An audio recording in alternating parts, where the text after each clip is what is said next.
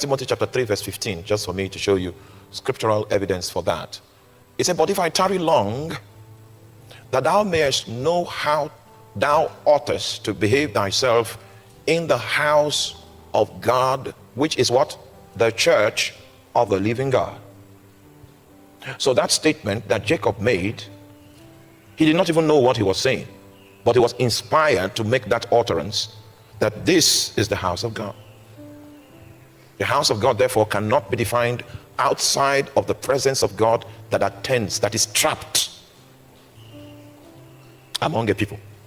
So if the presence of God recognizes a people and the presence of God is trapped among a people, that constitutes what? The house of God. If you notice, you're not with me.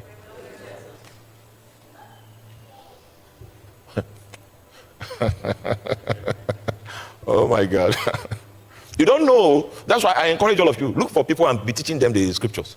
It's a blessing. Which Jesus Christ. You don't know the kind of ventilation you receive when you are talking about scriptures. It's a tonic for long life. Just look for some, even if it's your husband, bully your husband with scripture. Say, and educate him, teach. So the house of God is the church of the living God. In the case of Jacob, the presence of God was made manifest to him. Then by the time we go to the book of Matthew, chapter 18, verse 18 to 20, we now find out what can bring the presence of God down. He said, for where 2 or 3 are gathered in my name, there I am in the midst of them. So it means that it will take a body of men that want to operate under the authority of Jesus Christ to attract his presence. And when his presence is attracted, he's not present as a spectator. He's present as an active participant. So what makes us the church is not the gathering. What makes us the church is the fact that Jesus recognizes that we are not gathered unto ourselves, we are not gathered unto an agenda, we are gathered unto him. The object of our gathering is to give him expression. That's why we're gathered. You know, I said the other day, what's the difference between an assemblage and a gathering? Because the Bible uses the two terminologies. He uses assemble together. He also uses what? Gather together. So what's the difference? So that's further studies. Go and study it. I will not tell you. Go on. What's the difference between our assembling together and our gathering together? Let me give you an idea. Don't forget this. When we are assembled together, and have you heard of a car assembly plant before? In a car assembly plant, what happens is that different parts of the car are brought together, fitted together to produce one car. In an assembly, our individualism is going to be swallowed up because the product that will emerge when we assemble is one man. You are not following me? Now, how many of you have read the book of Ephesians chapter 6 where it speaks about warfare? We wrestle not against flesh and blood, but against principalities, against powers, against the rulers of the darkness of this world, against spiritual wickedness in heavenly places. You read that before? Okay, so the first thing I need to draw your attention to is the use of the word we, not I. Okay? Spiritual warfare is corporate, not necessarily individual. A prayer warrior came here. She came from one of the states. I've forgotten the state. Oh, she came from New York. And then she began to tell me her story, how that she's an intercessor. And I could see the marks of intercession on her life. I could see it through the gift that I have from the Lord. But she was interceding for the territory alone and experiencing backlashes and all kinds of demonic. You know why that is the case? The people that are responsible for the darkness in the territory, they don't operate alone. They operate as a group. And you cannot contend with them and defeat them as an individual. So warfare, real warfare, is in the context of we. And that's why your husband, your wife forms the basic quorum, the basic requirement for engagement in spiritual matters. You will prosper in your warfare if it's corporate. Just bring the principle of corporacy into that arrangement. You will see more results and there'll be more protection.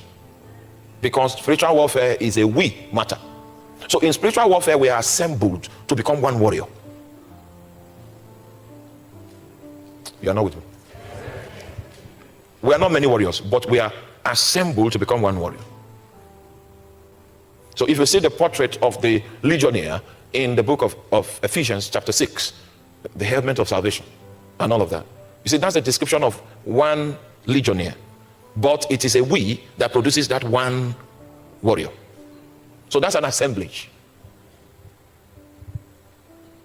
And in order for us to achieve that level of technology in the spirit, we must all be intertwined with the object that we are demanding for in our heart. Then we become one warrior. That warrior is capable of so many things. It is equipped with a sword. It's equipped with a shield. Oh, so that's an assemblage. But when we talk about gathering is a technology that is required to trap the dimensions of the spirit down into a physical location so that God can participate with men. Do you understand it? It's a technology. If God is going to be trapped into the location, then it must be more than one person. And so the Bible says, where 2 or 3 are gathered in my name. They are not gathered to do their things. They are gathered as me. It's just like you were asked to go read out a speech in Maryland on behalf of President Trump. So you get the speech from his office and you travel down to Maryland, and then during the occasion, when it's time for the president to come give his address, you stand in representative capacity, but the speech you are going to read is his speech, not your speech. The things you are going to say are his thoughts, not your thoughts. You are not there as you are there as him, and you are speaking his mind. Did you get that? All right, so if we come into the presence of God and the person that leads the opening prayer, before you can speak for God, you must have labored in your secret place to find out what God is saying. Are you there? I'm telling you the technique that is needed to trap the dimensions of God down. Nobody will be healed if his dimensions are not trapped down. Nobody will be saved if his dimensions are not trapped down. Lives will not change if his dimensions are not trapped down. It is through the gathering that his dimensions can be trapped. Are you there? So you begin to read out the speech, and you are reading it as the president. It is not the president that is there, it is a representative, but the representative is not there to do his own thing. He's there to do what the president would have done if he were physically present. That's what it means to gather in his name. So if in our meeting there will be opening prayer, the person that is supposed to lead opening prayer is first supposed to go and meet Jesus and ask Jesus, if you were there in that meeting, what are the prayer points you will lead? And then the person gets a download, because the person is operating in representative capacity. Are you there? The person that is supposed to sing songs goes to Jesus, must go to Jesus, because you are not there to do your own thing. You are not the one to lead the song because you have a good voice. You are the one to lead the song because we trust that you will go and consult with Jesus and know the songs Jesus would have sang if Jesus were present. Then the preacher doesn't come in the regalia of his theological achievements. He goes to Jesus and says, Jesus, if you were to preach in this service, what will you say? And then you download it. So the person leading the prayer is leading the prayer according to the prescription that Jesus gave. The one leading in songs is leading the songs according to the prescription that Jesus gave. The one preaching the message is preaching the message according to the prescription that Jesus gave. And Jesus now says, oh, this is my event. They are representing me.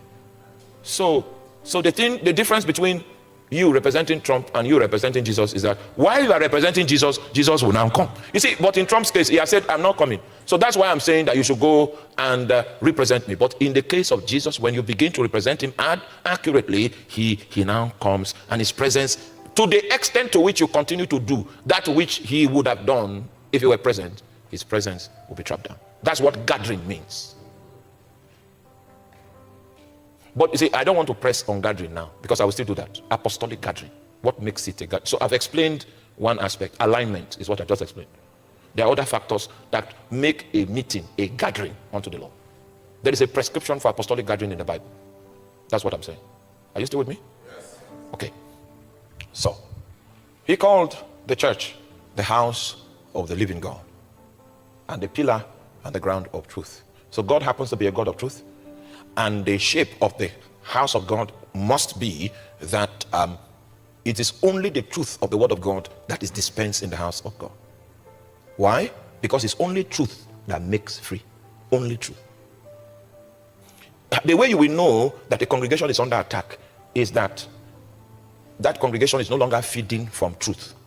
It means that the possibility of transformation by the Holy Ghost doesn't exist in that house. And very soon, if care is not taken, it will no longer be a house of God. The house will no longer have the ability to trap the dimensions of God. It will be trapping something else. So what makes us stay in a place where we can trap God down is our commitment to truth. That's why if you find any true apostolic functionary, he is mad for truth. Because God is real. God is true. Our God is the living God. And that's why he added living God. Living God. The living God. And if you are doing business with a living God, there will be evidences to show. It's not that difficult. It's not oh my, God by himself is living. You don't need to help him. He can answer his name. He can respond to the petition that men make unto him. He can fight for himself. He's strong enough. But whether we see those dimensions in our midst will be determined by our commitment to truth. Because this is the regulation, the regulatory provision that keeps us in a place where the living God can be trapped amongst us. So if the living God is trapped amongst us and somebody comes to fight us, the person is not adequately educated, because the living God that is among us is also part of the personalities that the person wants to fight, but he doesn't know. Are you there? So when we were ending the lecture last Sunday, the conclusion was this: that part of the reason why we gather is so that we can recognize the presence of God, so that we can respect the presence of God, and so that we can be led by the presence of God. Recognize, respect, and leading. Now, if I will use a scripture to give us an insight. Nehemiah chapter 9 verse 12. Before I begin to introduce the two scriptures for this morning. Where's the man on the screen? Nehemiah chapter 9 verse 12. It says, moreover, thou leadest them in the day by a cloudy pillar, and in the night by a pillar of fire. Now, you see, we benefit from the presence of God in our midst when we allow the presence of God in our midst to guide us. Are you there? Guidance. When we allow the presence of God to be the one to guide us in a congregation like this, if you don't mind, we will do a practical of this lecture. Then I will tell you one or two things using the gift I have, and then we'll behave that way. Right? And then you'll see what will happen. If you are not touching God, if you are not experiencing God, it's because you don't know God. You are like Jacob. Jacob didn't know God. But even though he didn't know God, he still knew that it was God he encountered. The details were withheld, but he could not deny that it was the Lord. If you know how to partner with the Lord, you can see his glory manifested. And so we must come to a point as a congregation where we allow his presence in our midst to guide us. We respond to the leading of that presence, and then the power that is in that presence will be made manifest. Is that clear? So that's where we ended the lectures last week. Now I want to continue. This one is complex today, but I've tried, because of the complexity of today's lecture, I will just use only two scriptures so that your head will not